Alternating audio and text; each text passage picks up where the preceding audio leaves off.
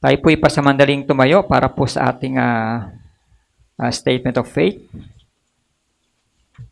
Atin po itong basahin ng sabay-sabay. Basahin po natin. I believe in God, the Father Almighty, Creator of heaven and earth. I believe in Jesus Christ, His only Son, our Lord, who was conceived by the Holy Spirit and born of a Virgin Mary, was crucified, died, and was buried. The third day, He rose again from the dead. He ascended to heaven, and is seated at the right hand of God, the Father Almighty. From there, He will come to judge the living and the dead. I believe the Holy Spirit, the Holy Universal Church, the communion of saints, the forgiveness of sins, the resurrection of the body, and the life everlasting. I believe that God is a triune God, expressed in three persons, God the Father, God the Son, and God the Holy Spirit. I believe the Holy Scripture is the Word of God.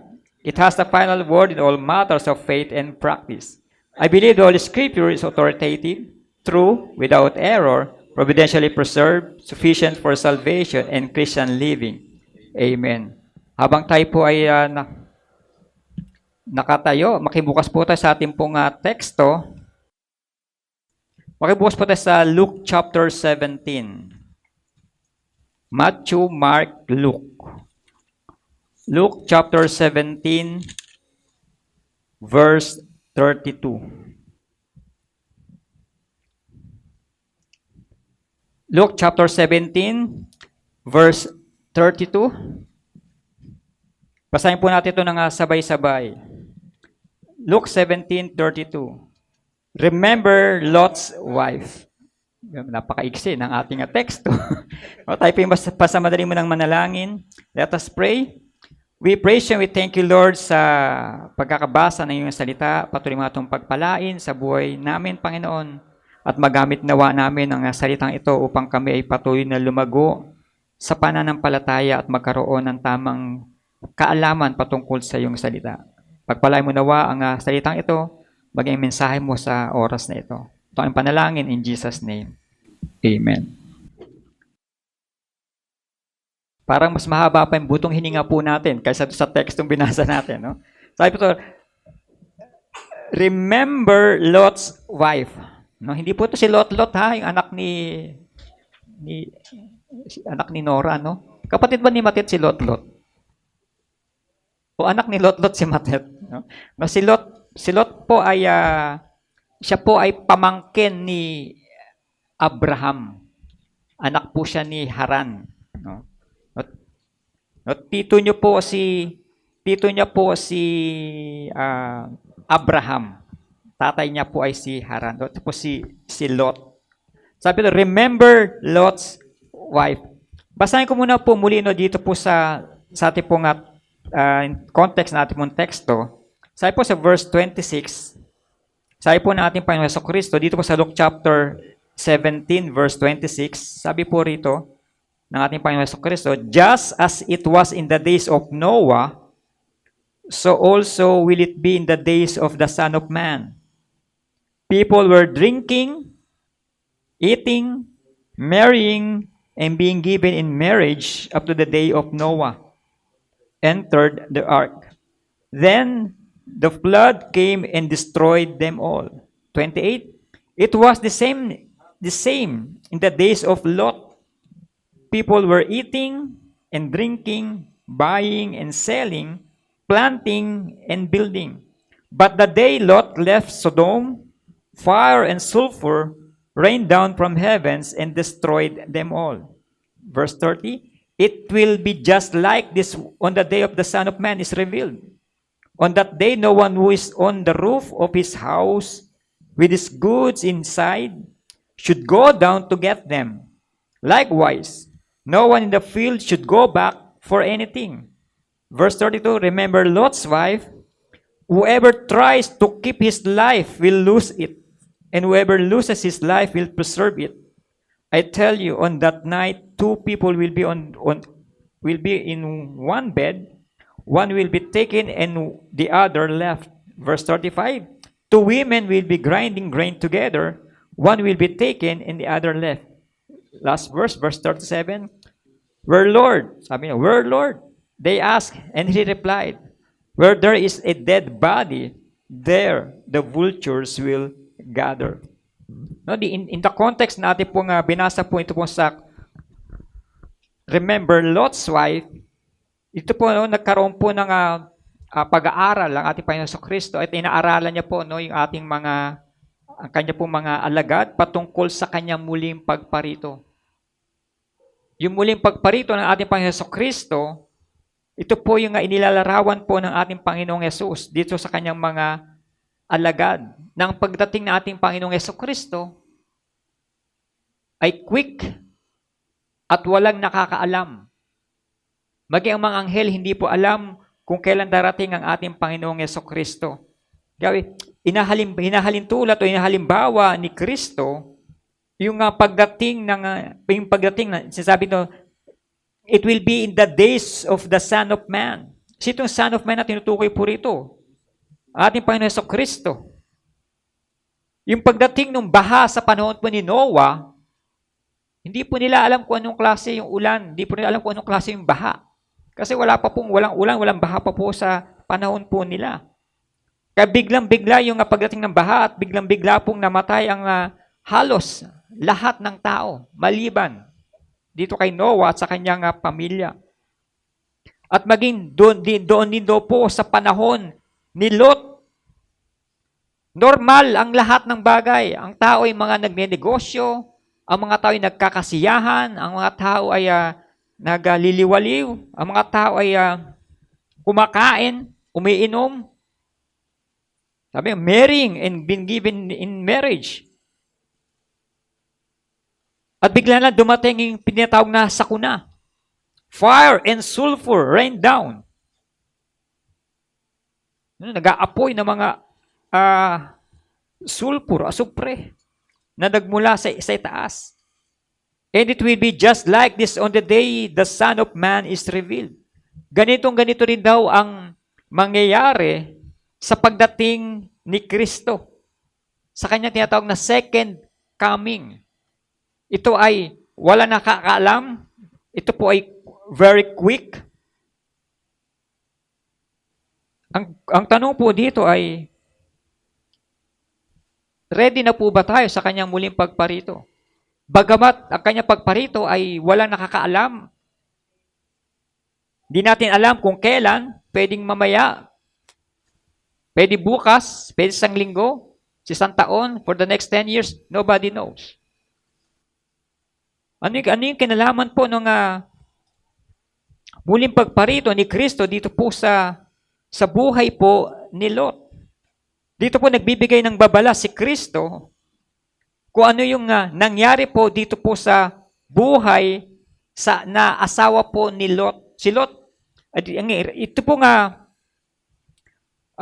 pangyayari po ito ay patungkol po sa buhay ng asawa ni Lot. Hindi po si Lot, yung asawa po ni Lot. Manugang ni Abraham. Asawa po ni Lot ay babae, siyempre. Si Lot po ay lalaki.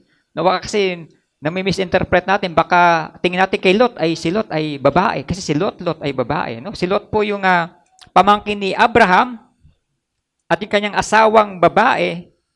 No? Yun po yung pinapatungkulan po dito. Makikita po natin yan sa Genesis chapter 18 hanggang chapter 19 po ng Genesis, yung kwento po ni Lot. Patungkol din po sa kwento ni Abraham. Ito po yung isang pag-uusap din ni Abraham at maging ang ating Panginoong Diyos o si Yahweh.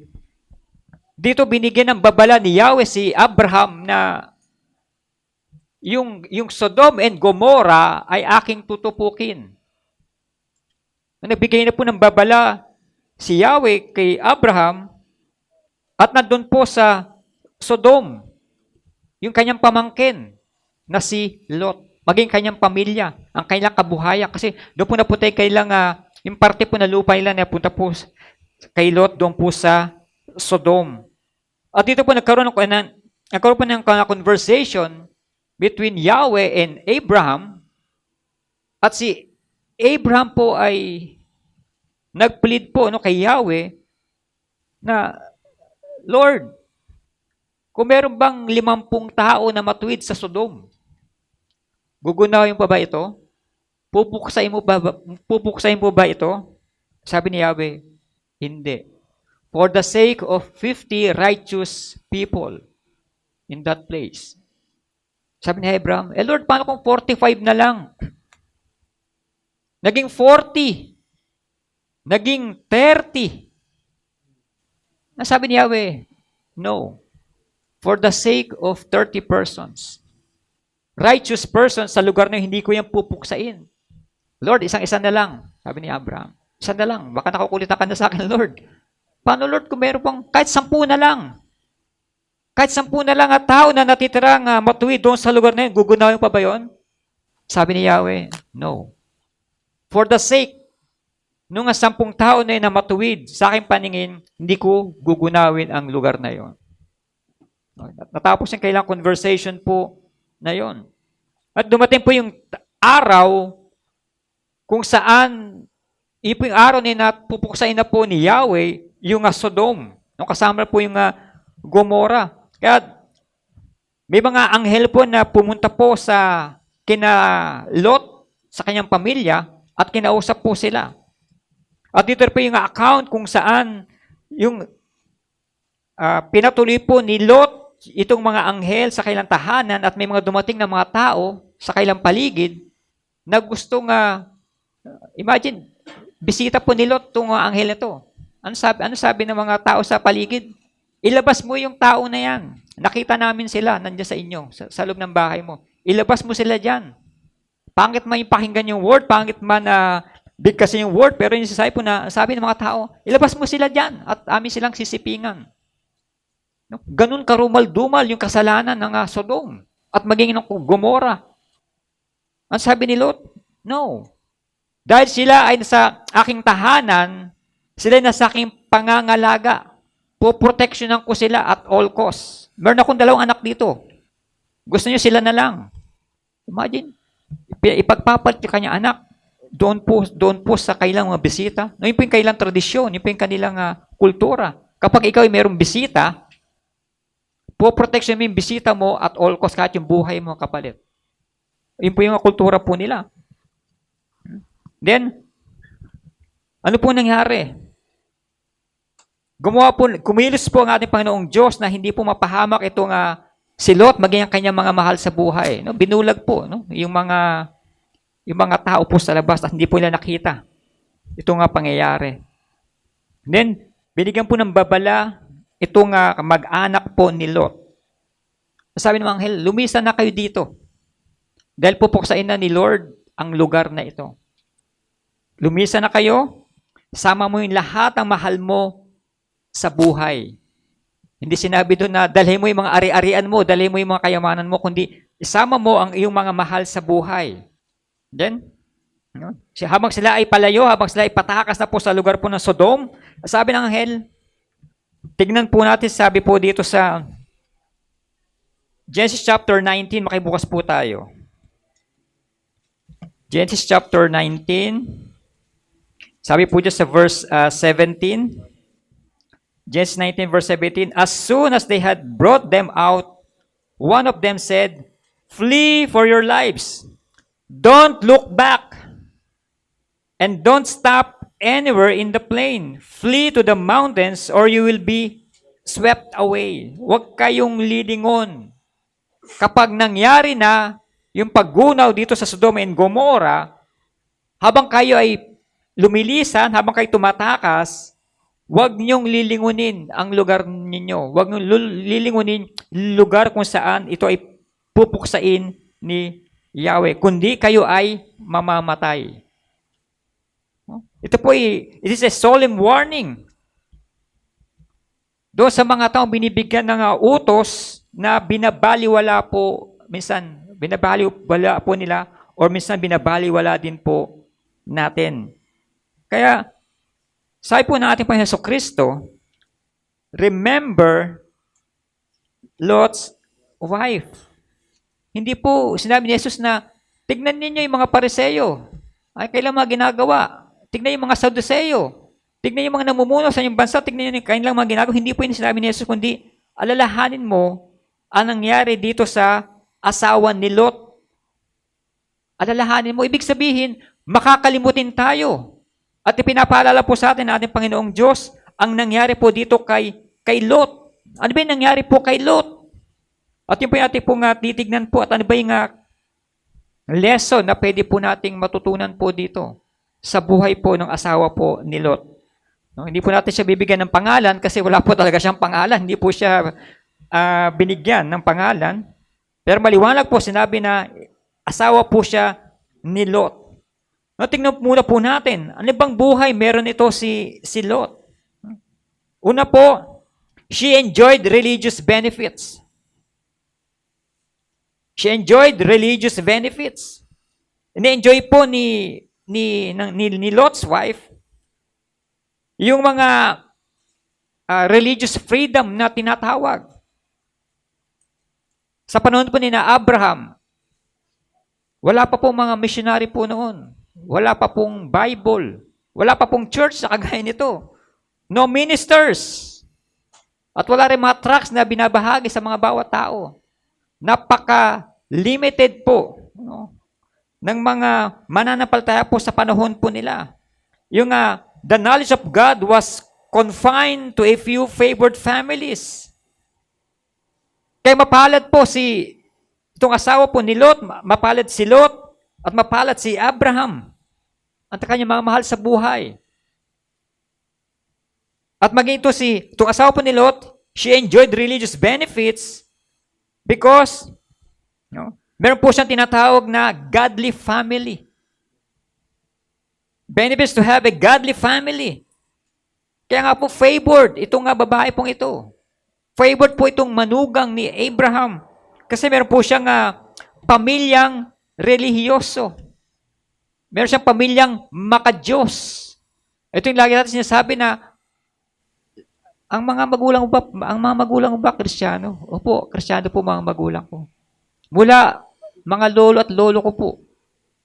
Mula sa aming unang henerasyon, mga Kristiyano po sila. No, ganun lagi narinig natin. At ganun-ganun din po yung religious benefits po na natanggap po ng asawa po ni Lot. Benefits to have a godly family. Si Abraham ang tinatawag na ama ng pananampalataya dahil sa kanyang matapat na pagsunod kay Yahweh. No questions asked. Yung pagsunod po ni Abraham. At siya po ay isa sa mga manugang ni Abraham, kaya she was highly favored. Sino pa yung mga highly favored na babae sa Bible na alam po natin? Si Hannah. Yung nanay po ni Samuel. Sabi nila, sinong Samuel? First o second? joke lang po yun. No? Highly favored. Ito pong asawa ni Lot. Ang hirap pala magbigkas pag walang pangalan. ang hirap bigkasin, no? Highly favored po siya kasi siya po ay kabilang sa tinatawag na godly family. Ang ganda po, no? Ang ganda po ng kanyang background. At pangalawa po, yung religious benefits po niya. She observed the miracles and wonders of God. Yung mga himala ni Yahweh ay nakita niya po, na-witness niya po. Hindi po ito lingid sa kanya. Ito pong mga nangyari po sa kailang pamilya. When Abraham first received the promises, it is probable Lot's wife was there. Nandun po si Lot. Kasi nga po, ang kultura po nila, sila po isang clan na tinatawag. Mula sa headship ng tatay, hindi ka po pwedeng umalis ng tahanan. Kailangan kasama ka doon sa tinatawag na pamilya. Kapag ikaw yung nagkaroon ng pamilya, kaasawa ka, hindi ka lalayo sa ibang lugar. Doon ka pa rin sa malapit sa kanyang tatay. Kaya nga po, pag nagkaroon ng mag-asawa doon sa isang lugar na yon, susunod niya, meron na ritong mga anak nila. Dito yung anak nila, hanggang sa maging community na po sila. Kaya kapag marami kang angkan, powerful ka po. Pag marami kang anak, powerful ka. Lalo pag lalaki anak mo. Kaya nga po yung maraming angkan po sa lugar po nila, sila po yung mga mayayaman. Sila yung mga namumuno po sa lugar na yon. Sa ating kultura, ganun din, di ba? Yung mga anak natin, anak, huwag ka na lumayo, dito ka na lang.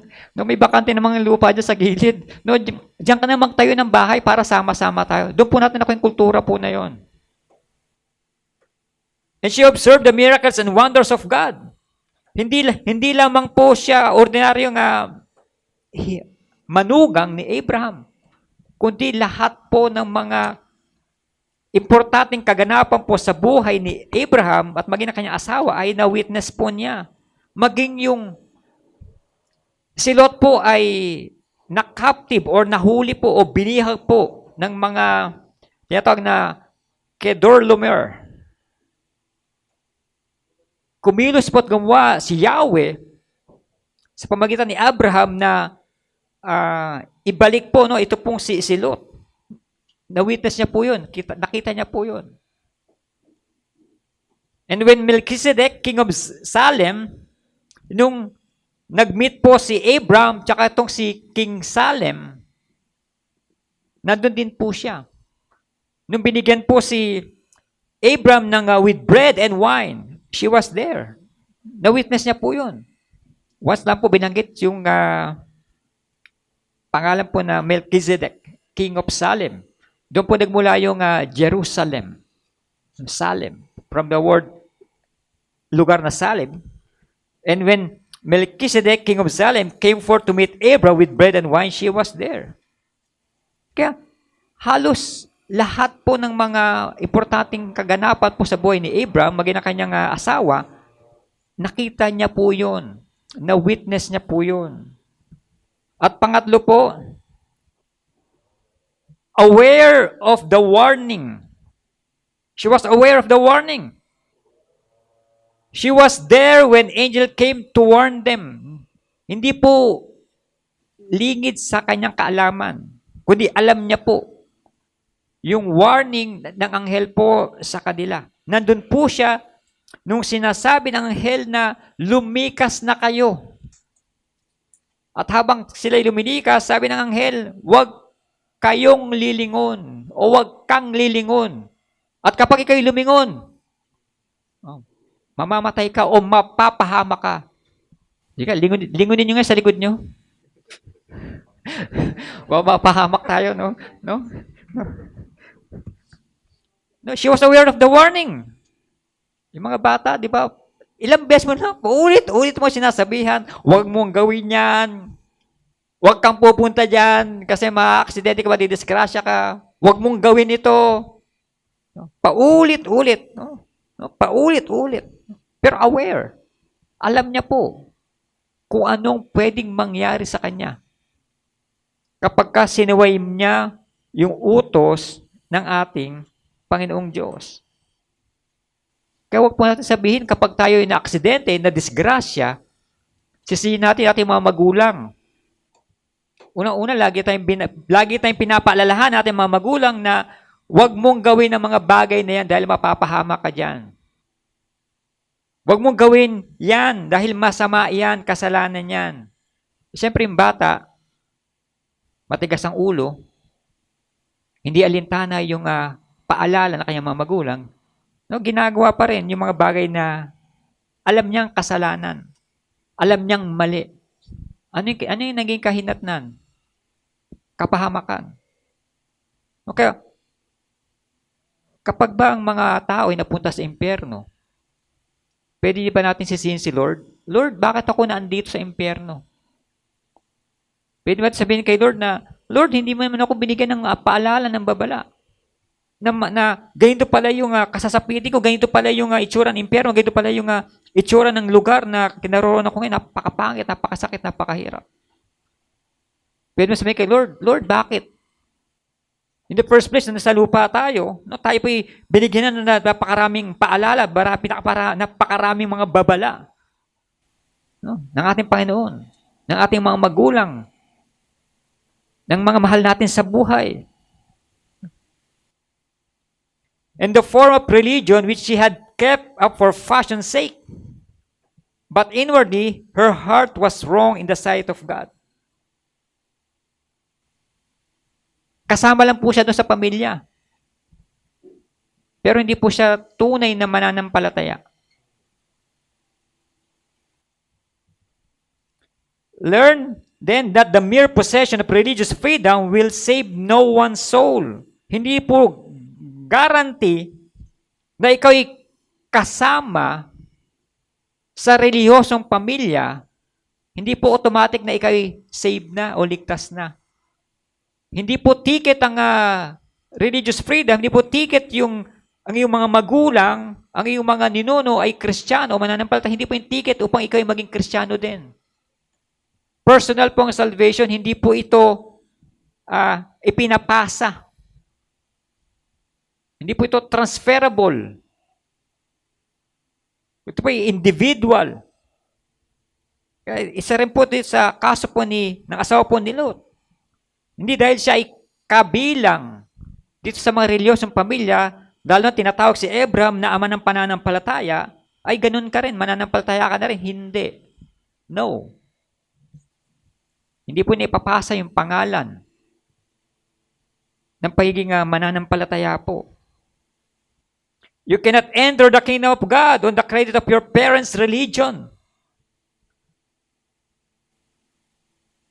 Hindi dahil lolo mo si Abraham na isang tunay na mananampalataya ay mananampalataya ka na rin.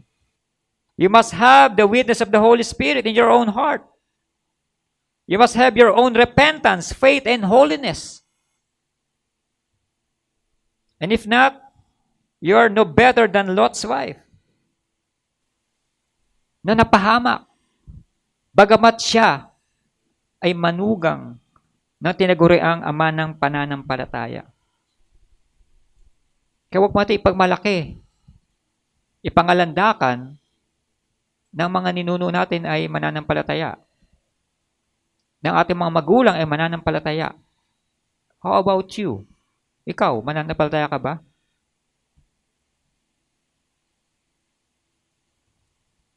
Pangalawa po, remember Lot's wife.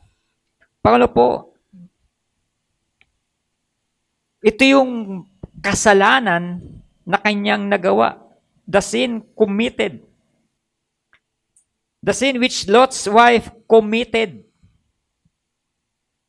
Ito yung kasalanan na kanyang nagawa. No? Bakit nangyari ito sa kanyang buhay? Bakit po siya napahamak? Napakaganda na po ng kanyang buhay doon po sa Sodom. Sabi po nila, the land of milk and honey. Greener pasture. Ito, she looked back from behind her husband and she became a pillar of salt. Lagi, alam na po natin itong kwento mula pagkabata. And from recent discovery ng mga archaeologists, na-prove po nila. Kasi ayaw lang maniwala sa sinasabi ng Biblia. No? Doon sa lugar po na yon ay talagang may umulan po talaga ng asupre. At maging sa panahon po natin ngayon, mainit pa po yung mga ano po doon, yung mga ibang mga bagay. Dahil po doon sa asupre po na yon. Yung minsan mga kasalanan na nagagawa po natin, sa tingin natin parang, Lord, parang alit lang naman kasalanan ko. Bakit parang ganito yung parusa? Ba't parang ganito kalaki yung na balik o epekto sa akin Lord, parang wala naman yung ginawa ko, di ba? Parang ano lang naman Hindi naman ito may tuturing na heinous crime. Hindi naman ito may tuturing na karumal-dumal na kasalanan. May maliit ba o malaki sa kasalanan? O sa paningin ng Diyos patungkol sa kasalanan? O pare-parehas po yan. Malaki, maliit, yan po ay kasalanan pa rin po. Does that sin seem small in the eyes of any reader of this message? Una po, ano yung kanyang kasalanan? She don't want to let go. Ayaw niya i-let go yung mga bagay doon sa kanyang lugar na aalisan. Ito yung pagpapakita ng kanyang tunay na pagkatao. Ito yung kanyang true character. Yung kay tunay na pagkatao. She don't want to let go. Nandun yung kailang kabuhayan. Nandun yung kanyang mga kaibigan. Nandun ang lahat. Kumpleto na po doon. Wala na pong kulang po doon. Doon po sa lugar po na yon. At ayaw niyang alisin yung kanyang mata doon sa lugar po na yon. Holding back. Ito yung mga bagay na hindi niya kayang i-release sa kanyang buhay. Ito yung pagpapakita ng kanyang tunay na pagkatao na siya ay hindi tunay na mananampalataya. Dahil nandoon ang kanyang puso sa lugar na lilisanan nila. Yung unang tinawag si Abram ni Yahweh, ang sabi ni Yahweh, Abraham, lisanin mo ang iyong lugar at pumunta ka sa lugar na ituturo ko. Hindi po nilingon ni Abram yung kanyang lugar kung saan sila po ay nasa comfort zone po. Sila po ay nasa maayos at maunlad na lugar, mayaman. Pero sabi ni Yahweh, lisanin mo yung lugar na yan at pumunta ka sa lugar na ituturo ko sa iyo. Pero kabaliktaran po dito sa asawa po ni Lot. She don't want to let go. May holding back sa kanya yung lugar na yon. Doon ang kanyang childhood memories. Doon yung kanyang mga peers. Doon yung kanyang mga tropa. Doon yung kanyang mga businesses. Doon yung kanyang mga kahayupan. Ano yung mga hayop? Bakit pakinggan? Mga kailang mga alaga. Kailang kabuhayan. Lahat na andoon. Kaya ayaw niyang lisanin. Iyon po isa sa mga kasalanan po ng asawa po ni Lot. She don't want to let go. At isa rin pagpapakita ng kanyang pagsuway. It showed her disobedience. Disobedience, pagsuway. Isipin po niyo, dito po sa pagsuway ng mga tao, talagang napapahamak po talaga.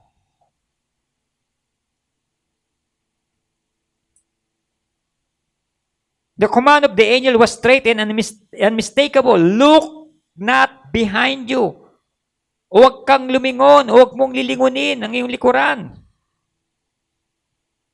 Narinig po ito ng asawa po ni Lot. Siya lamang pong lumingon sa lahat ng mga lumikas po doon sa Sodom. This command, Lot's wife refused to obey. Ang sabi ni Lord, to obey is better than sacrifice. Hindi ko kailangan ng mga sakripisyo mo. Ang kailangan ko yung pagsunod mo.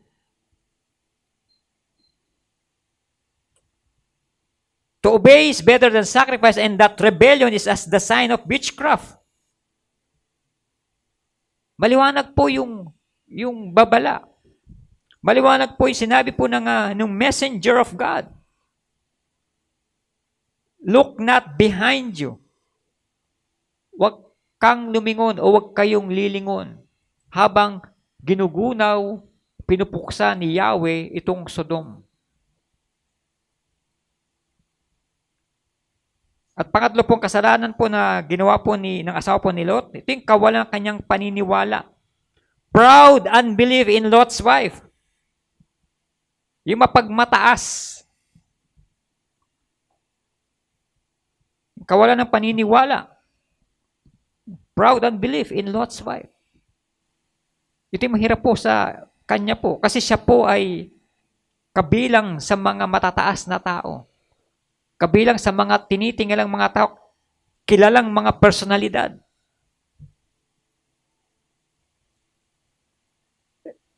Pero ito yung naging sanhi ng kanyang pagkakasala at ng kanyang kapahamakan.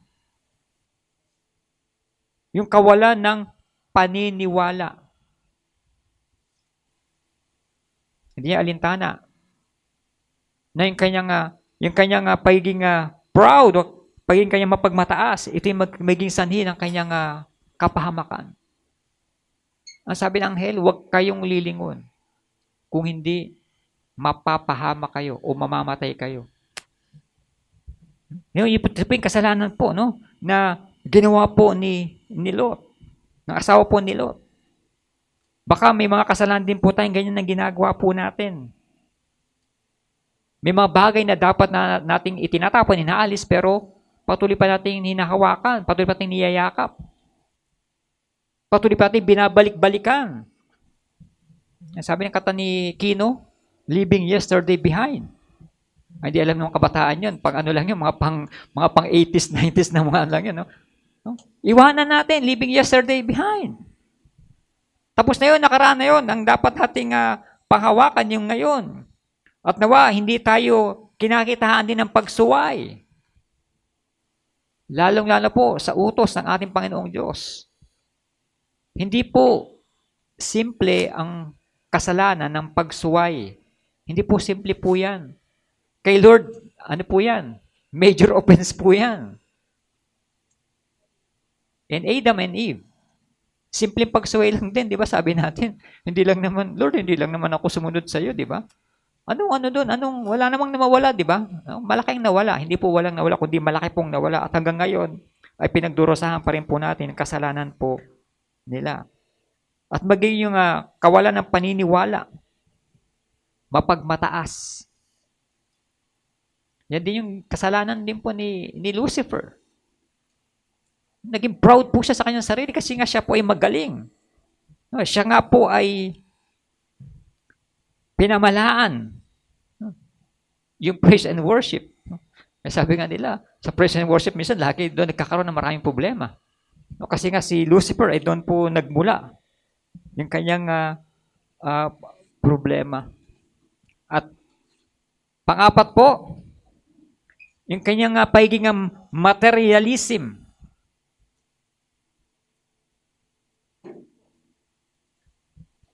Niyayakap niya po yung bagay dito po sa mundo po natin. The world was in her heart. And her heart was in the world. Ito yung problema po natin. No? Hindi lang po problema po ng asawa po ni Sodom. Asawa po ni Lot. Her heart was in Sodom. Though her body was outside. Naging materialistic na po. Ito nga asawa po ni Lot. Dahil nga po sila po ay mayaman sa lahat ng bagay, naging dahilan din po ito upang yakapin niya po kung anong ino-offer po ng mundo. Laganap ang kasalanan sa panahon po nila doon po sa Sodom and Gomorrah. Yung pag-unlad po ng lugar po nila ay pag-unlad din po ng kasalanan. At sa pag-unlad po ng bayan, pag-unlad ng kasalanan, sila po ay nadamay na rin po. Sila po ay na-influensyahan na po ng mundo. Kung ano yung ginagawa ng mundo, yun yung ginagawa din po nila. Mabuti lang si Abraham na sa kabilang lugar. Wala po siya doon. Dahil yun ang pinili ni Lot, yung lugar po na yon, na kanyang mga magulang. At si Abraham po sa kabilang lugar na mabato, dalisdis ng bundok, parang walang mabubuhay na halaman doon sa lugar niya, pero hindi po pinagpahala po yung lugar ni Abraham. At yung lugar po ni Lot, ito po ay isinumpa. Dahil sa paglaganap po ng kasalanan doon po sa lugar na yun. No? Naging materialistic na po itong asawa po ni Lot. Alalahanin po natin, hindi po mamamatay tao yung asawa ni Lot. Hindi po siya nangangalunya. Hindi po siya magnanakaw. Kung titignan nga natin, ano po siya? Religious person. Pero siya po ay lumingon pabalik. Hindi niya po sinunod yung utos ng ating Panginoong Diyos. Isipin po natin, very specific po ang ating Panginoong Diyos. Pagka sinabi niya po na ganito, o ganyan ang gawin natin, huwag natin gagawin ng ibang bagay. Kapag sa atin, pinabili mo ng suka ang mga anak natin, at pag bumalik, ang dala ay toyo, di ba? Magagalit tayo, di ba? Mga ngatuwiran pa yung bata. Di ba, Nay, aadobo ka, siyempre dapat may toyo, di ba? Pero hindi suka yung pinabibili ko eh. Bakit toyo yung dinala mo rito? Pero specific po ang ating Panginoong Diyos. Nung sinabi niya kina Joshua na libutin nyo, ikutan nyo ng 7 beses itong wall ng Jericho. Hindi 6, hindi 9, hindi 15. Specific po. Sabi kina Lot, maging sa kanyang mga mahal sa buhay, lumisan kayo dito sa lugar na to. At habang kayo lumilisan, huwag kayong lumingon. At kayo ay mapapahamak. Hindi niya alintana. Bagabat siya ay namuhay na marangya, hindi siya gumagawa ng ibang hindi magandang bagay, pero sinaway niya po yung utos ng ating Panginoong Diyos. Mapalad nga tayo dahil ang dami na nating mga sinusuway na utos ng ating Panginoong Diyos. And yet, we're still alive. Di ba isang biyaya yan nating Panginoong Diyos? Paano pala kung tayo ay nabubuhay sa panahon po nila? Baka lahat tayo rito nagtumbahan na. No? Kinain na tayo ng lupa. Kinidlatan tayo rito. Dahil sa hindi natin pagsunod sa ating Panginoong Diyos. Kaya salamat kay Lord dahil tayo ay nasa biyaya ngayon. Tayo nabubuhay by grace. Pero ang babala po sa atin, hindi porke tayo nabubuhay by grace, ay hindi po kumikilos si Lord. No, nagkakamali po tayo. Hindi natin alam kung ano yung pwedeng gawin sa atin, ating Panginoon Diyos, sa hindi natin pagtupad sa kanyang mga salita, sa pag-disobey po natin sa kanyang mga salita. Kaya sabi ni Jesus, remember Lot's wife. Alalahanin mo yung nangyari sa asawa ni Lot. Baka mangyari yun sa buhay din natin. Alalahanin niyo yung nangyari sa buhay ni Lot. Baka mangyari yan sa iyong mga mahal sa buhay, sa iyong kamag-anak, o kanino man. At pangatlo po, ano dapat natin alalahanin? The penalty imposed on Lot's wife. O yung parusa. May penalty po yan. Yung kasalanan kanyang ginawa. The scripture describes the end of Lot's wife in few and simple words. Sabi po to, she looked back and became a pillar of salt. In an instant, no, siya po ay naging isang haligi ng asin. From living flesh and blood, she was turned into a pillar of salt. There's no second chance. No, there's no second chance. There was a hopeless for a soul to come dito po sa buhay po ng asawa po ni Lot. Na hindi po siya pinagbinigyan ng pagkakataon na makapanalangin. Hindi po siya binigyan ng pagkakataon na siya ay makapag-repent sa kanyang kasalanan. Sabi po dito, she looked back and became a pillar of salt. And it is good to be reminded that God can punish sharply those who sin willfully, and that great privileges misuse bring down great wrath on the soul. The penalty. Ano itong mga parusa na ibinigay po dito po sa asawa po ni Lot? Tingnan po natin, sabi po ito, that God hate sin. Let us understand that God hates sin. Kinamumuhian po ng ating Panginoong Diyos ang kasalanan. God hates sin and refused the salvation He has provided. Kung patuloy mong tatanggihan yung kaligtasan na ino-offer sa iyo ng ating Panginoong Diyos, daranasin mo ang parusa ng Diyos. Daranasin natin ang parusa na inihanda niya sa mga taong magpapatuloy sa kasalanan at patuloy na tatanggi sa kaligtasan na ino-offer po sa bawat isa. Libre na nga yung kaligtasan, o tinatanggihan pa. No?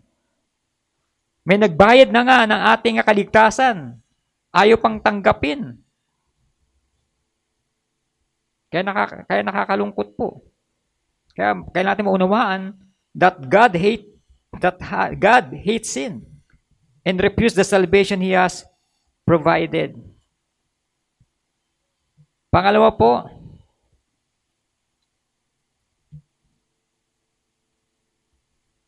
The Lord Jesus Christ Himself has spoken most plainly about the reality and eternity of hell.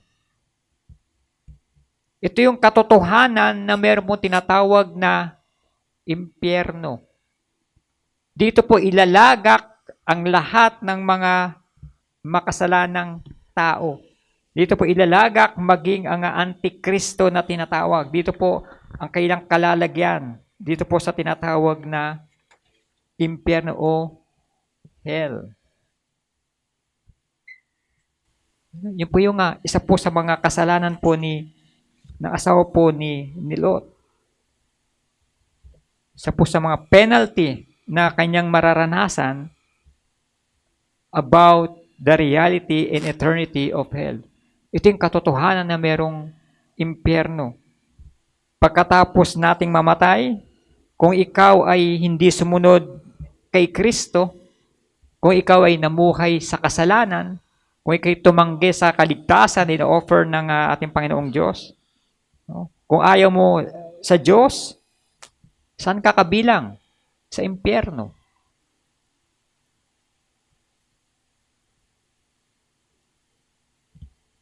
This is about the reality and eternity of hell. Totoo po ang impyerno, hindi po ito kwentong barbero. Hindi po ito panakot sa mga bata. Kundi ito po ay isang lugar kung saan dito magtatangis ang lahat ng tao dahil sa hirap na kayang mararanasan at dahil sa pagsuway niya po, no, dito sa utos ng ating Panginoong Diyos. Sa hindi pagsunod sa ating Panginoon, sa pagtalikod sa ating Panginoon, sa patuloy na pamumuhay sa kasalanan at malayo sa ating Panginoong Diyos. Kung wala kang Kristo sa iyong puso, sino nasa puso mo? Kung wala si Kristo sa iyo, dalawa lang po ang pwedeng mag-fill ng ating mga puso. Si Kristo o ang Diablo. Dalawa lang din po pwedeng mag-control sa atin. Si Kristo o yung Diablo. Sino nagko-control sa iyo?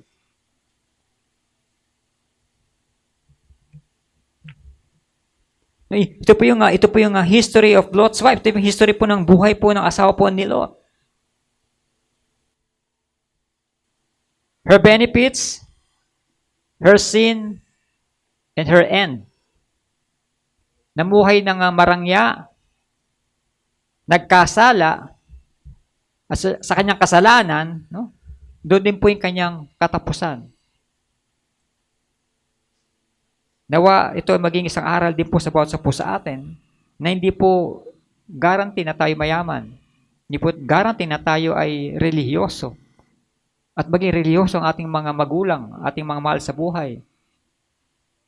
Ay tayo po ay maliligtas na.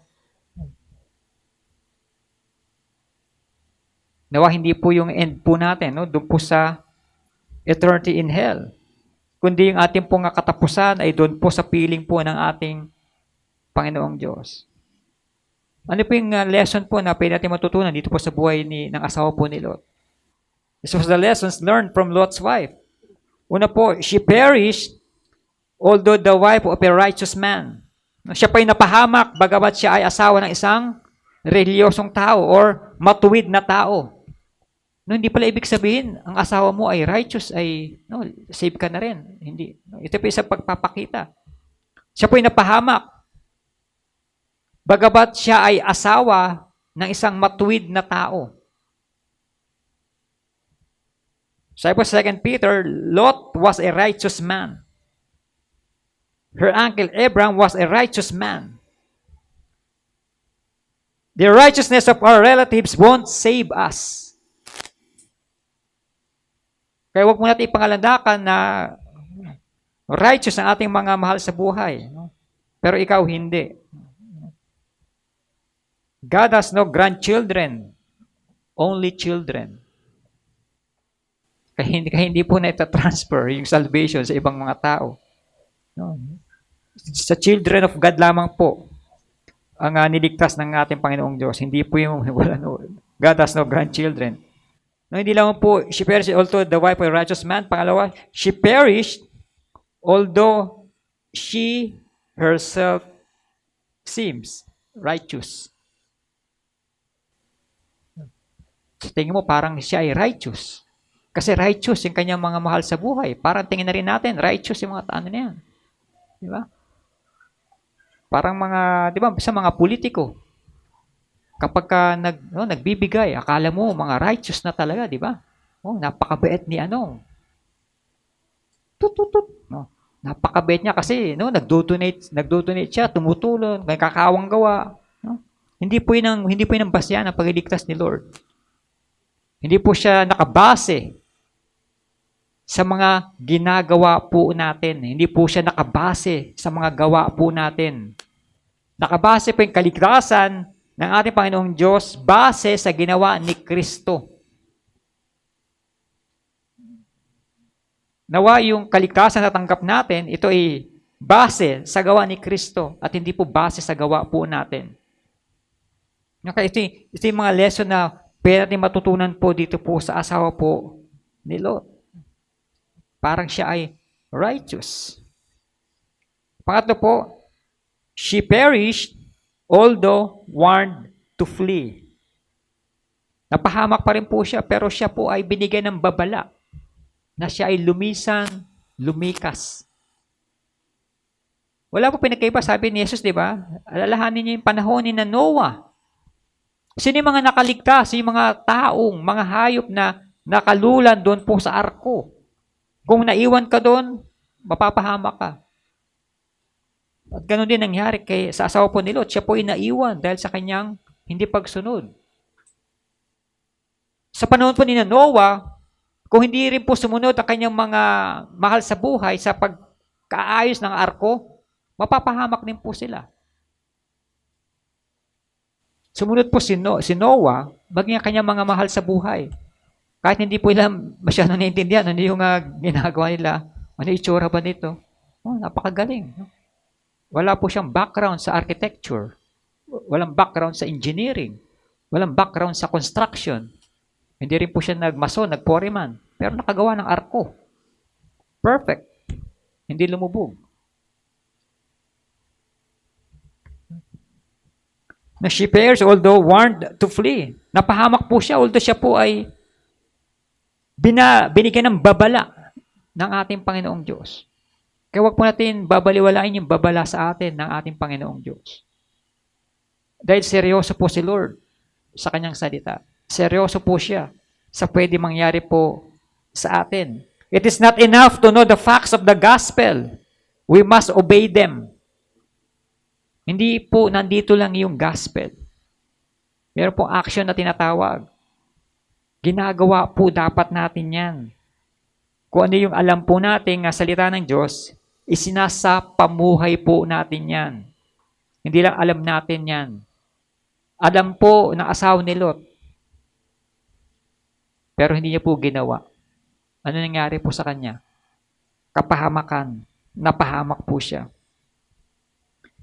Pang-apat po, she perished although her sin seemed small. Parang ang liit lang ng kasalanan ko. Lumingon lang naman ako, di ba? Anong kasalanan ko doon? Parang ang liit lang, di ba? Lord, bakit naman ganito yung naging consequence ng aking ginawa? Maliwanag po ang sinasabi na huwag kayong lilingon. Kapag kayo'y lumingon, ikaw ay mamamatay. Kaya huwag po natin balikan yung kasalanan ni Eva. Ano sabi ng Diablo? Hindi ka naman talaga mamamatay pag kinain mo to. Kundi magkakaroon ka nga ng karunungan. Talaga? Ginrab ni Eva. Pero sila po ay napahamak. Yung maliit na kasalan sa tingin niya na hindi pagsunod ay naging sanhi po ng kanyang kamatayan. She just looked back. Yun po yung kanya naging kasalanan. Yung hindi pagsunod sa ipinag-uutos po ng ating Panginoong Diyos. Kaya po, tignan po natin na may mabigat na pagkaunawa po kapag pinag-uusapan na yung kasalanan. Mabigat po yung kasalanan. Wala pong magaang, wala din pong malaki, wala din pong kasalanan. Sin is sin. No more, no less. And God hates sin. At walang makakarating sa kaharian ng ating Panginoong Diyos, lalo na yung mga taong makasalanan. Hindi po yan makakarating sa kaharian ng ating Panginoong Diyos. Kaya, yung kasalanan na nagawa niya na sa tingin niya ay maliit lamang, pero ito ay naging sanhi ng kanyang kapahamakan. Kaya mag-ingat po tayo. Baka yung kasalanan ginagawa natin, na akala natin maliit lang, pero napakalaki pala ng consequence nito. Napakalaki pala ng penalty nito. Napakalaki pala ng magiging damage nito in the long run. Kaya mag-isip-isip po tayo. Ito'y babala po sa bawat pusa at isa pong lesson po dito po sa buhay ng asawa po ni Lot. Panglima po, she perished although she was separated from Sodom. Diba? Parang nakatakas na po sila, nakaligtas na po sila, di ba? Nakaalis na po sila sa lugar na pupuksain po ni Yahweh. Pero, napahamak pa rin po siya. Sodom can be viewed as a type of the world. Yun ang gusto po ng asawa po ni Lot. Yung buhay doon sa mundo. No? Kaya nga po siya ay napahamak. Although nakalabas po siya doon, pero hindi pala siya tunay talaga na mananampalataya. Kaya kapahamakan pa rin po ang dulot po ng kanyang pagsuway sa utos po ng ating Panginoong Diyos. Even though a person may leave the world and be translated into the kingdom of God, they still can sin. See, itong asawa po ni Lot, yung kanyang longingness doon po sa mundo, nandun pa rin po. Kahit po siya po ay, kaya nga, habang lumalayo po sila doon sa kayamanan ng mundo, ang tingin ni Lot parang nandun pa rin yung kanyang puso doon sa lugar na kanya iniiwan. O kaya, hindi po tayo dapat bound kung ano man meron sa mundo. Although namumuhay tayo sa mundo pong ito, pero hindi po tayo dapat alipin ng mga bagay sa mundo. And most of the time, alipin na ng mundo ang mga tao ngayon. Lalo sa mga tao ngayon na nagtatrabaho. Nagtatrabaho sila from sa umaga hanggang gabi, hanggang madaling araw. Inuubos na yung oras sila sa pagtatrabaho dahil sa kadahilanan na kailangan kong kumita ng malaki para sa aking pamilya. Kailangan kong gawin ito kasi kulang kami sa pangangailangan para sa aking pamilya. Ang dahilan natin lagi puro ating mga pamilya. Pero minsan nakakalimutan natin na tayo ay nagiging alipin na ng trabaho po natin. Minsan hindi natin na-enjoy yung trabaho natin. Kasi kailangan ko lang gawin to kasi kailangan kong kumita. Pero mali po yun. Hindi po tayo dapat maging alipin ng trabaho po natin. And eventually, kapag naging alipin po tayo ng trabaho po ninyo, yan yung kamamatayan po ninyo. Yan yung kapahamakan po na mangyari po sa inyo. Mangyari po sa bawat po sa atin. Hindi po tayo alipin ng mga trabaho po natin. Pinagtatrabahuan po natin ng isang bagay at tayo binibigyan ng mga kaukulang salary o sahod, yun ang karapat-dapat. For the workers is worthy of his wages. Karapat-dapat, pero hindi po tayo dapat maging bound. Hindi tayo maging alipin po ng mundo. Ito po yung inilalarawan po natin Panginoong Jesucristo patungkol po sa kanyang muling pagparito. Yung pagbagsak ng asupre, mga nag-aapoy na asupre, yun po yung isa sa mga picture sa second coming of our Lord Jesus Christ. Napupuksain niya ang lahat ng tao, mga makasalanan, sa kanyang muling pagparito. Kaya maging maingat po tayo sa pamumuhay bilang mga tunay na malalampalataya. Sabi ni Kristo, remember Lot's wife. Alalahanin mo yung naging buhay ni Lot. Ano yung nangyari sa kanya? At babala rin po ito sa bawat lukewarm Christian na tinatawag. Hindi ka mainit, hindi ka malamig, kundi lukewarm. Are you a lukewarm Christian? Are you cold? Are you hot? Or are you secretly loving some sin that you cannot give up? O may mga kasalanan pa tayong tinatago na hindi natin ma-give up by bigay-bigay?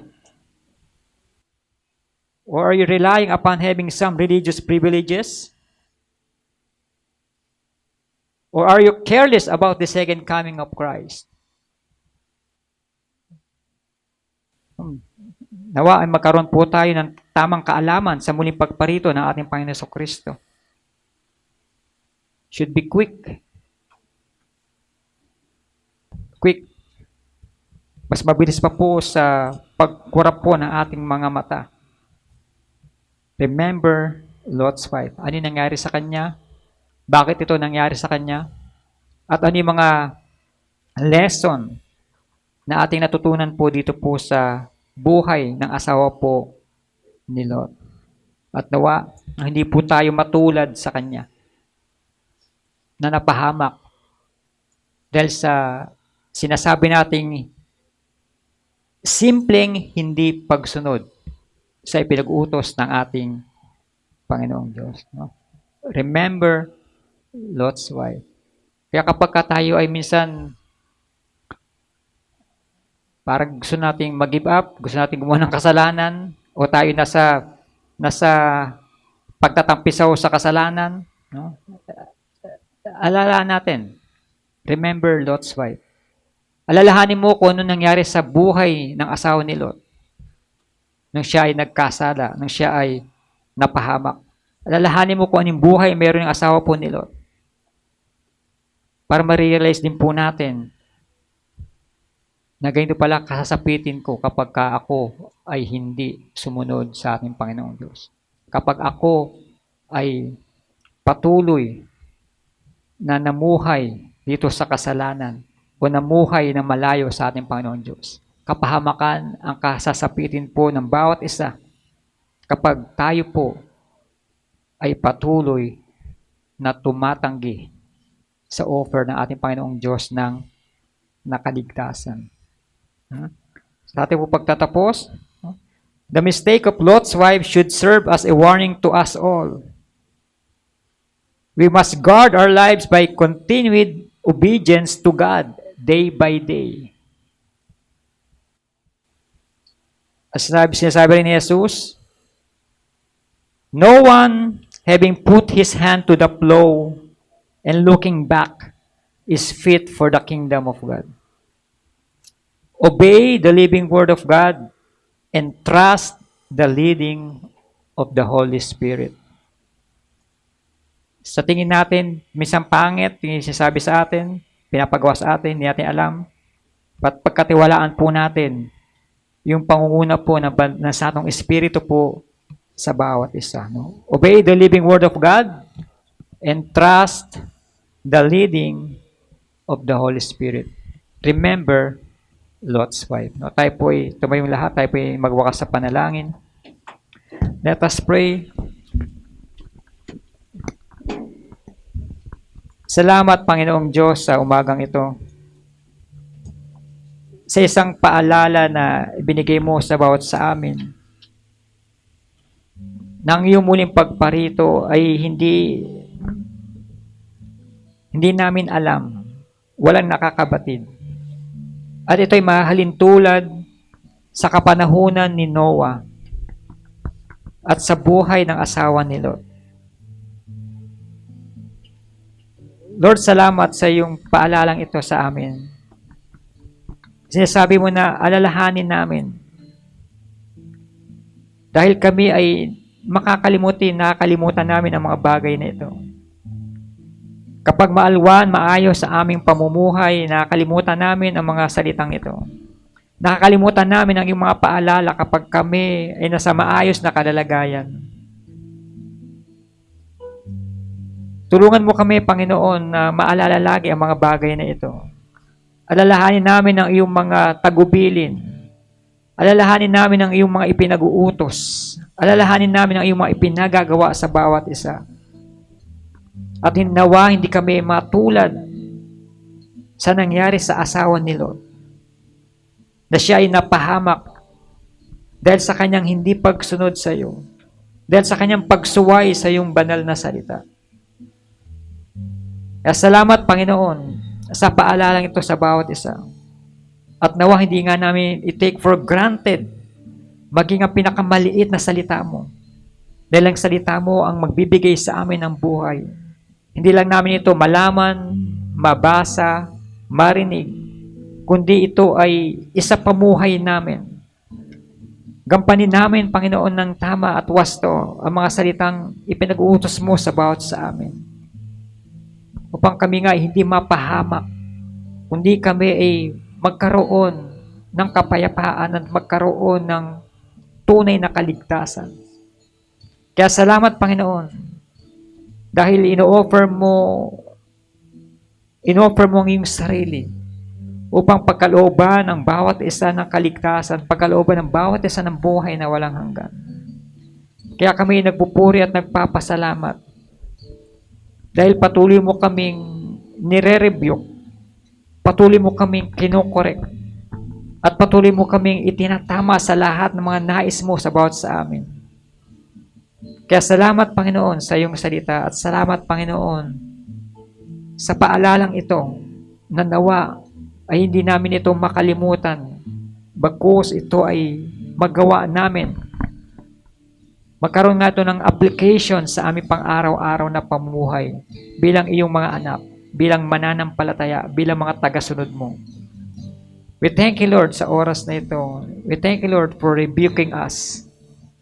At nawa ang iyong salita ang patuloy na mag-ayos na aming mga buhay. Ang iyong salita ang patuloy na kumilos sa aming pang-araw-araw na pamumuhay upang kami nga, Panginoon, ay hindi madaya ng kaaway. Hindi nawa kami, Panginoon, lumiko sa kaliwa o lumiko sa kanan. Bagkus kami makapaglakad ng diretso sa iyo. Makapaglakad kami ng may kabanalan. Makapamuhay na may kabanalan sa iyong harapan at makita si Kristo sa aming pang-araw-araw na pamumuhay. Kaya salamat, Panginoon, sa salita mo. Salamat, Panginoon, sa katotohanan na hindi kami maliligtas dahil ang aming mga mahal sa buhay ay mananampalataya. Itong katotohanan ng kaligtasan ay nagmumula lamang sa iyo. Ikaw ang may gawa, may akda ng kaligtasan. Ikaw ang may akda ng buhay. Kaya salamat, Panginoon. Salamat sa aming Panginoon Jesucristo sa kanyang tinapos na gawa doon sa krus ng Kalbaryo. At sa pamamagitan nito, kami ay nakasumpong ng kaligtasan. Sa mga taong sumampalataya kay Kristo ay patuloy na pinagkakalooban ng buhay na walang hanggan. Kaya salamat, Panginoon, sa oras na ito. Salamat, Panginoon, sa mga anak mo na dinako mo sa lugar na ito. Patuloy pang pagpalain ang buhay ng bawat isa. Kalingahain nawa, Panginoon, ng mga kapatid kong ito. At patuloy na pagpalain ng kailang may ikinabubuhay, ang kailang buhay, at maging kailang mga mahal sa buhay.